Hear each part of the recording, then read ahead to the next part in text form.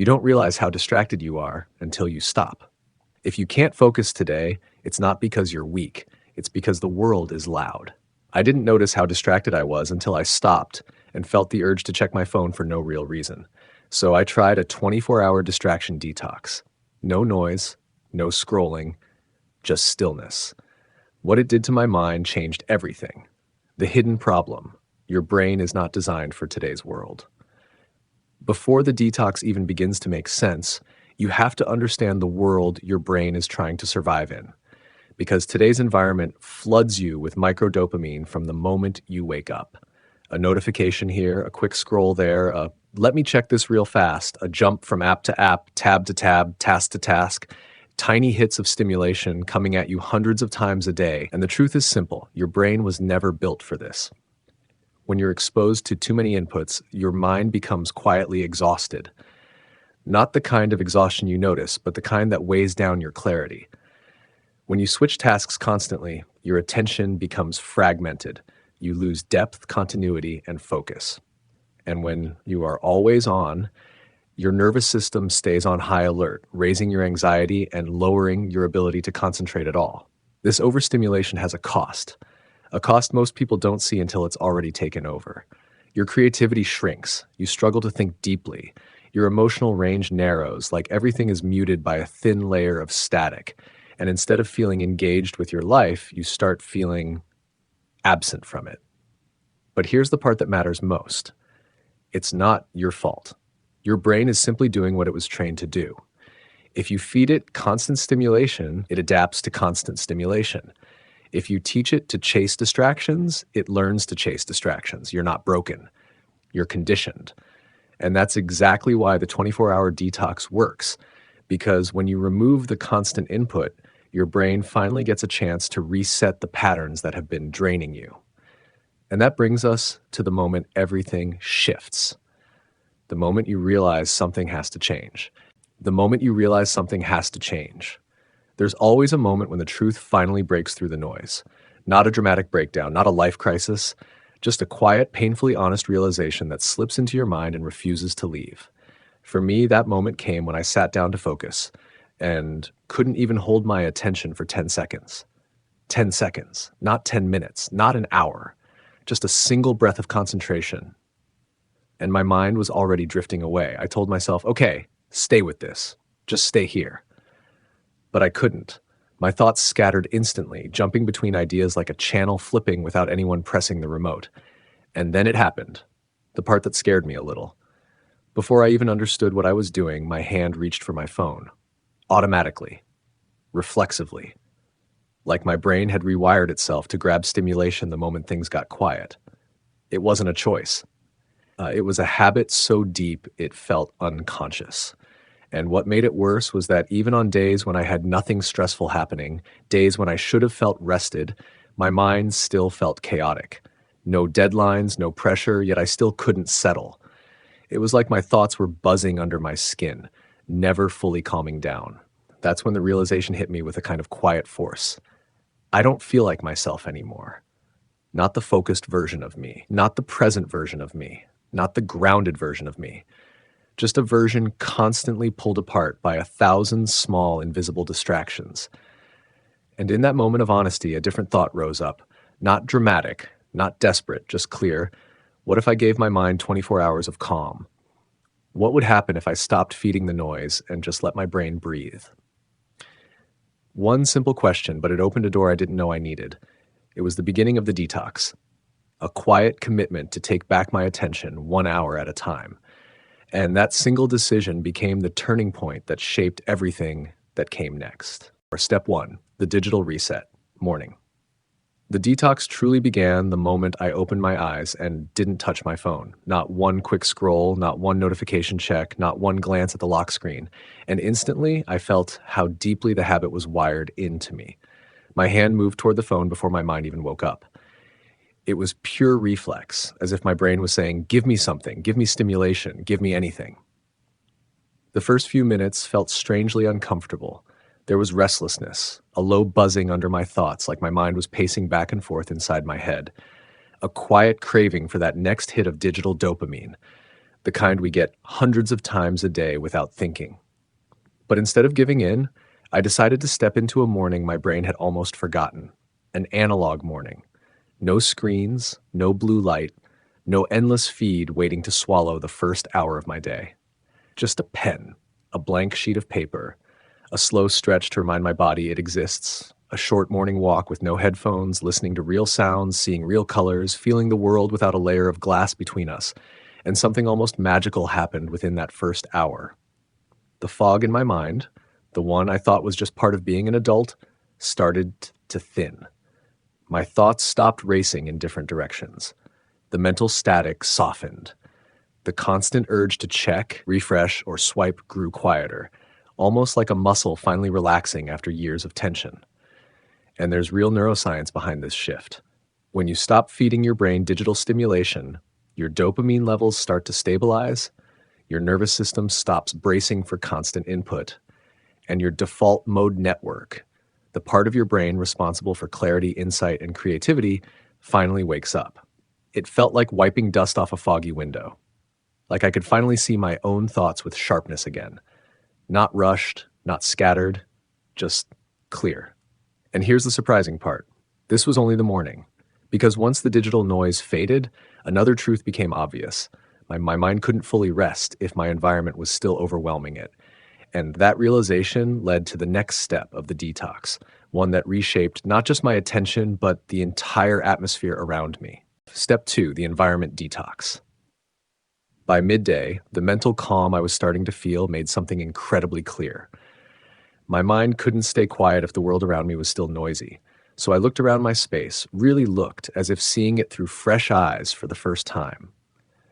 And suddenly I noticed it. The clutter, the visual noise, the open tabs, the messy desk, the items out of place. Nothing dramatic, but everything quietly pulling on my attention. It was the kind of mess your brain stops noticing but never stops reacting to.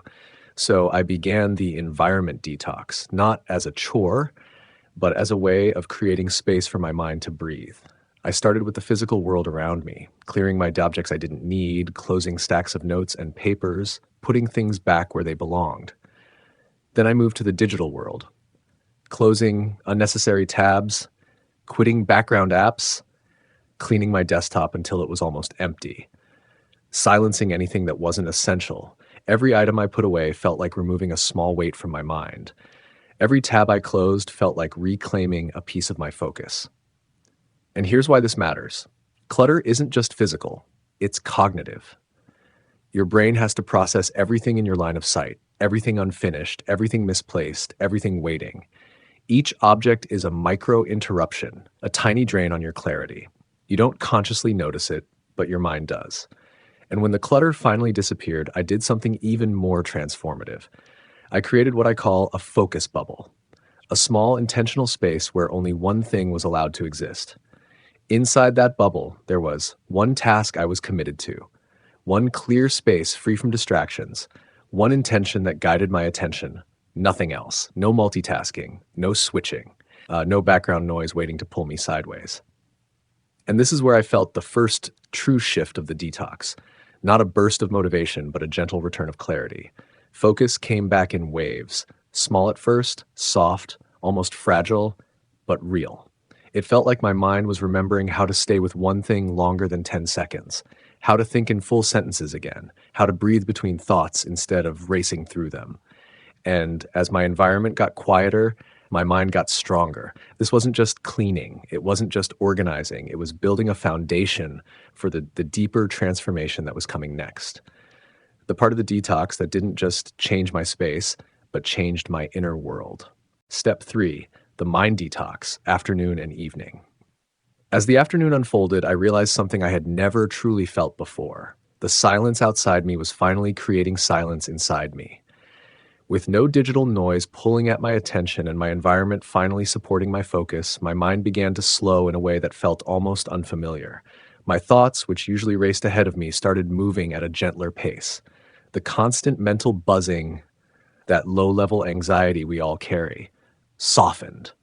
It was like someone had turned down the volume on a soundtrack I didn't even know was playing in the background. And in that quiet, something returned that I didn't realize I'd been missing. Reflection. The ability to actually hear my own thoughts instead of reacting to every new distraction. The ability to notice how I was feeling instead of drowning it out with stimulation. The ability to think deeply instead of skimming the surface of my own mind. It was here that I experienced what I now call the return. When the noise fades, your real priorities rise. The things that matter, the things you've been delaying, the things your brain has been trying to tell you but couldn't because it was too busy responding to notifications. In that space, I leaned into slowness, a rhythm of presence instead of pressure. I picked up a book and read slowly, feeling every sentence instead of rushing through it. I journaled, letting my thoughts spill out without editing or judging them. I chose one small task and did it with full attention, not multitasking, not jumping between tabs, just doing one thing well. For dinner, I ate without a screen, actually tasting my food, actually noticing my breath. And the more I slowed down, the more powerful I felt. Not energized, not hyper-focused, but grounded, steady, aligned. Like my mind was rediscovering a strength it had forgotten it possessed. There is something almost philosophical about this stage of the detox. It reminds you that the world moves fast, but you don't have to. That slowness isn't weakness. It's a form of power. It's the ability to stay with yourself instead of being pulled in every direction. By evening, I felt a kind of presence that I hadn't felt in a long time. My mind wasn't drifting. My thoughts weren't scattered. I wasn't searching for stimulation. I was simply here. And that inner stillness set the stage for the biggest realization of the entire detox. The moment when, after 24 quiet hours, I finally understood what had been draining my mind all along. What you learn after 24 hours, the new baseline. By the end of the 24 hours, something happened that I didn't expect. My mind felt lighter, cleaner, quieter in a way I hadn't experienced in months, maybe years. It wasn't dramatic. It wasn't some sudden rush of motivation. It was something far more powerful, clarity. And in that clarity, I finally understood just how loud my life had become, how much stimulation I had normalized, how many small distractions I had absorbed until they blended into the background like a constant hum I'd forgotten to turn off.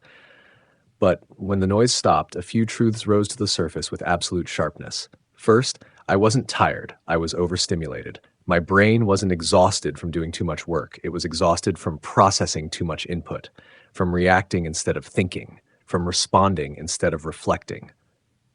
Second, I wasn't unfocused. I was overwhelmed. There wasn't anything wrong with my ability to concentrate. There were simply too many tabs open, too many micro decisions, too many things quietly competing for my attention every second of the day. Third, I didn't lack discipline. I lacked boundaries. Boundaries with my devices, with my environment, with the constant flow of information my brain never got to rest from. These three insights felt like someone turned on a light inside my mind. And here's the deeper realization. Focus isn't a personality trait. It's a trained environment. It's a system you create around yourself. It's the result of choices you make repeatedly, not something you're born with or missing. Most people assume that clarity takes weeks to rebuild, but the brain is incredibly responsive. When you take away the overload, even briefly, your mind recalibrates faster than you expect.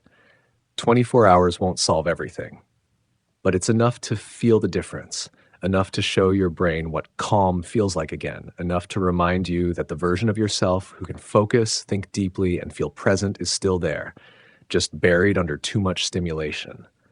And once you feel that new baseline, even for a moment, it becomes impossible to go back to the old one without noticing the cost. That's the real power of a distraction detox. It gives you a glimpse of the clarity you've been missing and a reason to protect it. And that brings us to the most important part of all, turning that 24-hour shift into something you can carry into the rest of your life. The detox is temporary. The clarity is not. When the 24 hours finally ended, I realized something I didn't expect. The detox itself was temporary, but the clarity it created stayed with me long after. Because once you feel what your mind is like without constant noise, without digital pressure, without the nonstop pull of stimulation, something inside you shifts. You start to understand that your attention is not just a tool you use. It's the foundation of the life you're building. Your focus shapes your time. Your time shapes your choices shape you. That's why this message matters. Your attention is the currency of your life. Spend it on what matters. And the good news is, you don't need perfection to protect that currency. You don't need to live a screen-free life or disappear into nature for a month. Small, consistent resets are enough to change everything. A simple 24-hour detox when you feel your mind starting to slip. A weekly mini reset, maybe one evening without screens, just letting your mind settle instead of being pulled into 10 different worlds at once. A daily screen-free hour to breathe, to think, to reconnect with yourself without digital interference. These tiny decisions sound small, but they rebuild your attention slowly, like strengthening a muscle you forgot you had. And here's the beautiful part. The more you quiet the world, the more you hear yourself. The more you remove the noise, the more your mind comes back into focus. The more you step away from overstimulation, the more you return to the version of yourself you've been missing. Because when the noise fades, the real you returns. And if this video helped you see your habits with fresh eyes, if it made you rethink the way distraction shapes your life, then let's keep growing this journey together. Like the video, subscribe for more mindset content, and share it with someone who might need a reset today.